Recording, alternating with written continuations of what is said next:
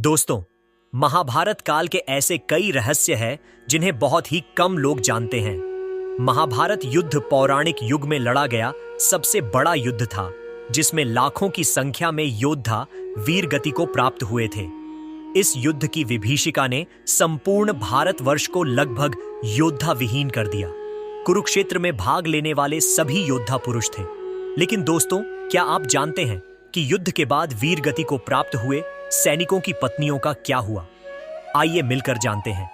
दोस्तों, इस कथा का वर्णन महाभारत ग्रंथ के आश्रमवासी पर्व के 33वें अध्याय में पढ़ने को मिलता है। कथा के अनुसार महाभारत युद्ध के पश्चात पांडुपुत्र युधिष्ठिर का हस्तिनापुर के नरेश के रूप में राज्याभिषेक हुआ।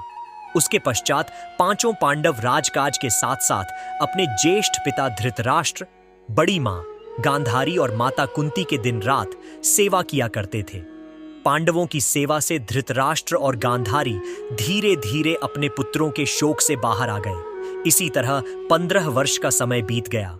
तब एक दिन धृतराष्ट्र ने युधिष्ठिर से कहा कि हे युधिष्ठिर, अब हम अपना बचा हुआ जीवन वन में बिताना चाहते हैं, इसलिए हमें जाने की आज्ञा दो। अपने जस्ट पिता की बातों को सुनकर युधिष्ठिर दुखी हो गए, परंतु विदुर के समझाने पर उन्होंने धृतराष्ट्र सहित गांधारी, माता कुंती और विदुर को वन जाने की आज्ञा दे दी।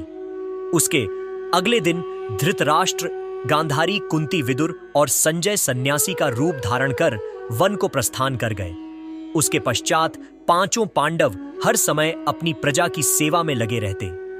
पांडवों की सेवा से हस्तिनापुर की प्रजा तो खुशहाल थी, लेकिन युद्ध में विधवा हुई स्त्रियां अपने पति के शोक में अक्सर रोया करती थीं, पर इसका आभास अपने राजा को न होने देती।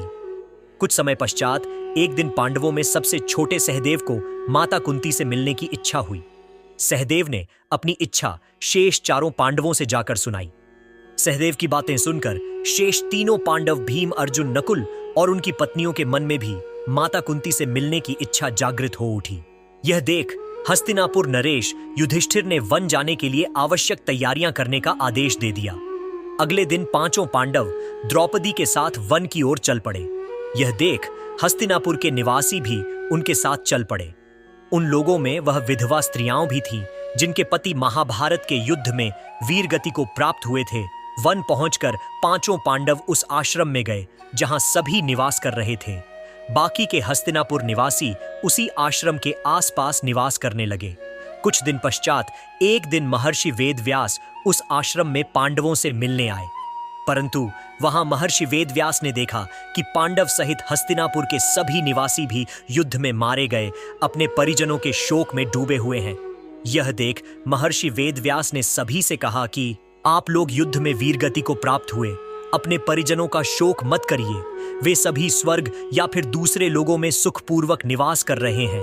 वे सभी अपने अपने लोकों में अति प्रसन्न हैं। परंतु महर्षि वेदव्यास के इन कथनों से भी उन लोगों का शोक दूर नहीं हुआ।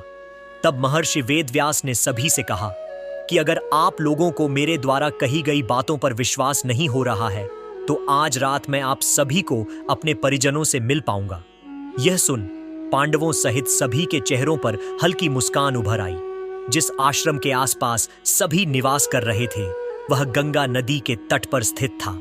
शाम को सूर्यास्त होने से पहले महर्षि वेदव्यास सभी को लेकर गंगा के तट पर पहुंचे।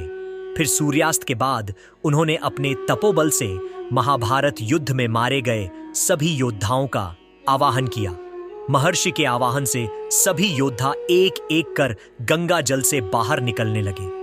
अपने मृत परिजनों को अपने सामने खड़ा देख पांडव सहित हस्तिनापुर के सभी निवासी खुश हो गए। फिर सभी ने अपने परिजनों से बात की। तब जाकर उन्हें विश्वास हो गया कि उनके बंधु बांधव मृत्युलोक के सभी कष्टों से मुक्ति पाकर अपने अपने लोकों में प्रसन्नता पूर्वक निवास कर रहे हैं। पश्चात सभी के मन में जो अपने परिजनों के लिए शोक व्याप्त था, वह समाप्त हो गया। कुछ समय बाद युद्ध में मारे गए योद्धा एक एक कर गंगा जल में डुबकी लगाकर अदृश्य होने लगे। यह देख महर्षि वेदव्यास ने विधवा स्त्रियों से कहा कि जो स्त्रियां अपने पति के साथ उनके लोग जाना चाहती हैं, वह गंगा के पवित्र जल में अपना जीवन त्याग कर जा सकती है। महर्षि के इतना कहते ही सभी विधवा स्त्रियों ने गंगा के जल में डुबकी लगाकर अपने जीवन को त्याग दिया और सभी अपने अपने पति के लोग चली गई। आपको यह वीडियो पसंद आई तो वीडियो को लाइक और चैनल को सब्सक्राइब करें।